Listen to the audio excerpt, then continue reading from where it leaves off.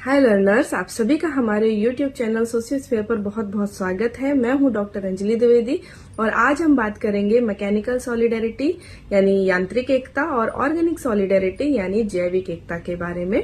तो ये जो यांत्रिक एकता है, मैकेनिकल सॉलिडेरिटी है, ये औद्योगिकरण के पहले की अवस्था है।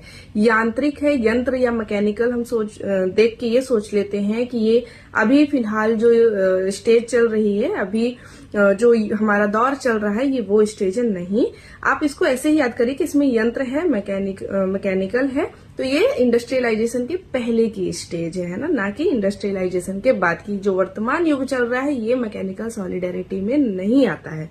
ठीक है, तो जो यांत्रिक एकता है, इस समय के जो लोग होते थे ना, वो अपने सारे काम स्वयं करते थे। वो किसी भी दूसरे इंसान पर अपने कामों को लेकर निर्भर नहीं होते थे, है ना। फॉर एग्जाम्पल, कोई एक इंसान है, वो खेती भी कर रहा है, पशुओं को भी पाल रहा है ना, दूध बेचने का भी काम कर रहा है। उसके अलावा अगर उसके घर में कोई प्रॉब्लम आ गई है तो वो अपने घर की दीवारें भी खुद ठीक कर रहा है, अपने घर के आंगन को भी ठीक कर रहा है। अगर छत में दिक्कत है तो वो भी वो खुद ही काम कर रहा है। अगर पुताई करनी है, पेंट करना है, तो वो भी वो स्वयं कर रहा है ना। अगर थोड़े बहुत कपड़ों का कोई काम है तो वो भी वो खुद कर लेता था, है ना। कई बार तो हेयर कट भी वो खुद ही करवा लेते थे, अपने ही घर के सदस्यों से वो लोग हेयर कट करवा लेते थे। यानी उन्हें किसी नाई की, बढ़ई की, किसी पेंटर की ऐसी जरूरतें नहीं होती थी। इनफैक्ट कई बार तो ये भी होता था कि अगर छोटी मोटी सर्दी जुकाम खांसी या बेसिक कोई बीमारी हुई है तो उसका इलाज भी वो स्वयं कर लेते थे। उन्हें हर बात पे डॉक्टर्स की भी जरूरत नहीं होती थी। यानी यांत्रिक एकता या मैकेनिकल सॉलिडेरिटी के टाइम पीरियड के जो लोग होते थे, वो किसी पर भी निर्भर डिपेंड नहीं रहते थे। वो सारा काम अपना खुद करना जानते थे, इसलिए इनकी जो सोच होती थी ना, वो भी लगभग एक जैसी होती थी। इस टाइम पीरियड के लोगों की जो यूनिटी थी, जो सोच थी, है ना, जो एकता थी, थिंकिंग पावर जो थी, उस लगभग आपको सिमिलर देखने मिलेगी, है ना। इस टाइम पीरियड के लोग कैसे होते थे? लगभग होमोजेनिटी टाइप के होते थे, होमोजीनस तरह के होते थे, यानी इनमें एक जैसी चीजें हमको देखने मिल जाती थी। ठीक है, नेक्स्ट पॉइंट हम ये देख लेते हैं कि ये जो टाइम पीरियड था, इस टाइम पीरियड में जो कानून था, जो लॉ था, वो कैसा था? वो दमनकारी था, रिप्रेसिव लॉ यहाँ पर चलता था। ठीक है, और ये जो हमें देखने मिलता है, ये यांत्रिक एकता, ये हमें कहाँ देखने मिलती थी? जनरली कम्युनिटीज में। वो ट्राइबल कम्युनिटीज हो सकती हैं, गांव की जो विलेज कम्युनिटी होती है, हम वहां देख सकते थे। नेक्स्ट पॉइंट हम देख लेते हैं ऑर्गेनिक सॉलिडेरिटी की, जिसे हम जैविक एकता के नाम से भी जानते हैं। ये आज का युग है, अगर हम बोलना चाहें कि वर्तमान में जो चीजें चल रही हैं, है ना, वर्तमान युग हम इसको कह सकते हैं, या फिर औद्योगिकरण के बाद की अवस्था क्या है? Organic solidarity.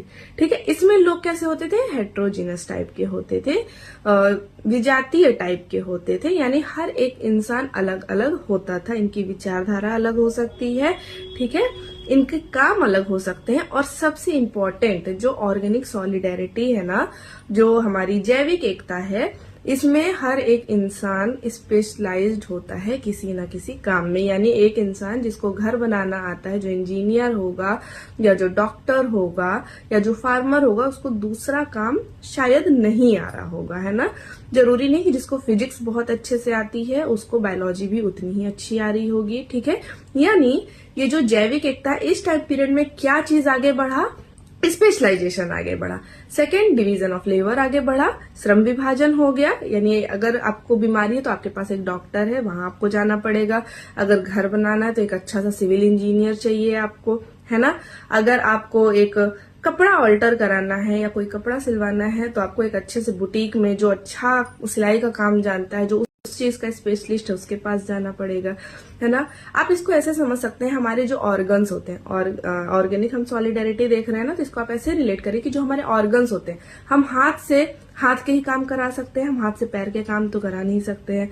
जैसे हमारे स्टमक का क्या काम होता है? डाइजेशन करना, तो हाथ से तो हम वो काम नहीं करा सकते। यानी हमारे जो बॉडी के पार्ट्स भी है ना, उनके सब अपने अपने काम निर्धारित हैं। उसी तरह से जो ऑर्गेनिक सॉलिडेरिटी है, जैविक एकता, इस समय पर भी स्पेशलाइजेशन हुआ।